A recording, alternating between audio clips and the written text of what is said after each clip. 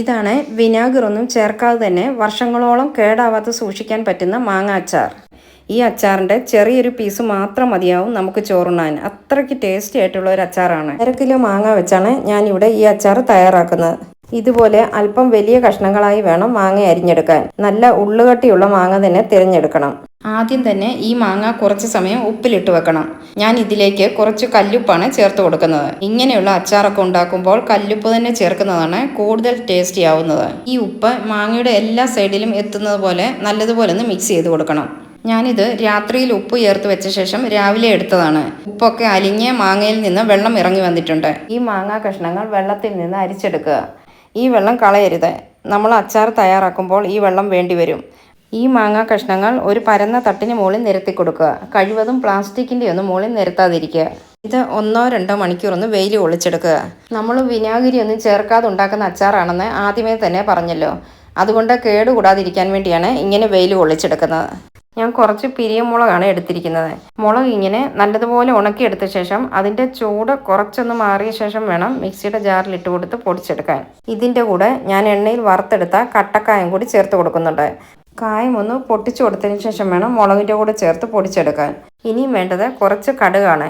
ഞാനിവിടെ 2 സ്പൂൺ കടുക് എടുത്തിട്ടുണ്ട്. ഇതൊന്ന് റോസ്റ്റ് ചെയ്തെടുക്കണം. കടുകിൻ്റെ ചൂടൊന്ന് കുറഞ്ഞതിന് ശേഷം ഇതിൻ്റെ പരിപ്പൊന്ന് മാറിക്കിട്ടുന്നത് പോലെ ജസ്റ്റ് ഒന്ന് കറക്കിയെടുത്താൽ മാത്രം മതി. ഇത് ഞാൻ 2 മണിക്കൂർ വെയിലത്ത് വെച്ച ശേഷം എടുത്ത മാങ്ങയാണ്. കുറച്ച് നല്ലെണ്ണ ഒഴിച്ചു കൊടുക്കുക. എണ്ണ നല്ലതുപോലെ ചൂടായ ശേഷം അതിൽ നിന്ന് കുറച്ച് എണ്ണയൊന്ന് മാറ്റി വെക്കണം. നമ്മളെടുക്കുന്ന മാങ്ങയുടെ അളവിനനുസരിച്ച് പൊടികളിൽ വ്യത്യാസം വരുത്താം. ഇതിലേക്ക് നമ്മൾ ചെറിയൊരു തരിതരിപ്പോടെ പൊടിച്ചു വെച്ചിരിക്കുന്ന പിരിയം മുളക് പൊടിയിൽ നിന്ന് 3 ടേബിൾ സ്പൂൺ കൂടി ചേർത്ത് കൊടുത്ത് മിക്സ് ചെയ്തെടുക്കുക. ഇതിൻ്റെ ചൂട് നല്ലതുപോലെ മാറിയ ശേഷം ഇതിലേക്ക് നമ്മൾ 2 മണിക്കൂർ വെയിലത്ത് വെച്ച് ഉണക്കിയെടുത്ത മാങ്ങ ഇട്ട് കൊടുക്കുക. ഇതെല്ലാം കൂടി നന്നായി മിക്സ് ആക്കി എടുക്കുക. ഈ അച്ചാറിന് വെളുത്തുള്ളിയോ ഇഞ്ചിയോ ഒന്നും തന്നെ ആവശ്യമില്ല. ഇതിലേക്ക് നമ്മൾ പൊട്ടിച്ചു വെച്ചിരിക്കുന്ന കടുകിൽ നിന്ന് 2 ടേബിൾ സ്പൂൺ ചേർത്ത് കൊടുക്കുക. 2 ടേബിൾ സ്പൂൺ ഉലുവാപ്പൊടി കൂടി ചേർത്ത് കൊടുക്കുക.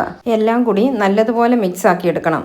ഗ്രേവിക്ക് വേണ്ടി നമുക്കിതിലേക്ക് മാങ്ങാ കഷ്ണങ്ങൾ ഉപ്പിലിട്ടപ്പോൾ അതിൽ നിന്നും അരിച്ചെടുത്ത ഉപ്പുവെള്ളം ചേർത്ത് കൊടുക്കാം.